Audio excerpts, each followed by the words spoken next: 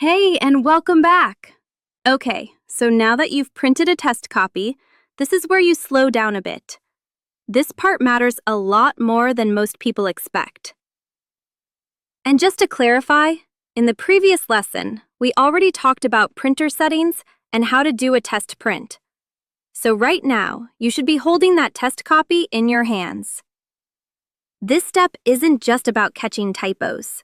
It's about making sure everything feels right and that nothing important slipped through.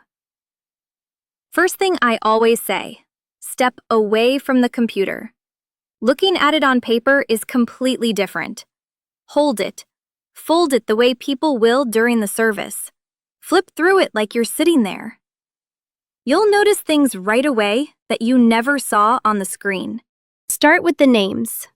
Take your time here. Read them out loud if you can. First names, last names, middle names, nicknames, maiden names.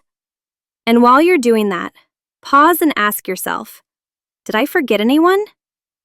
Sometimes it's not a spelling issue. It's realizing a name should have been included and just wasn't.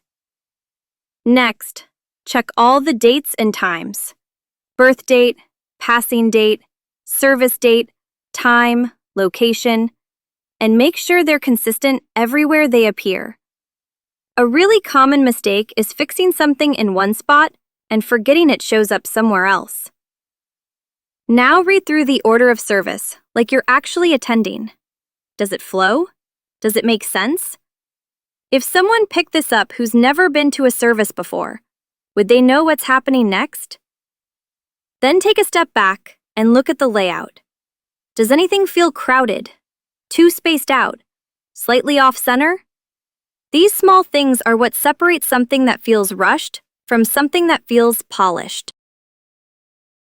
After that, check the photos. Make sure faces aren't cut off, nothing looks blurry, and the colors printed the way you expected. Photos almost always look better on a screen than they do on paper, so this is the moment to adjust. And yes, look at the little things too. Extra spaces, missing punctuation, font sizes that don't quite match. It feels picky, but those details add up. If you can, have someone else look it over. A fresh set of eyes catches things you're just too close to at this point. Even professionals do this.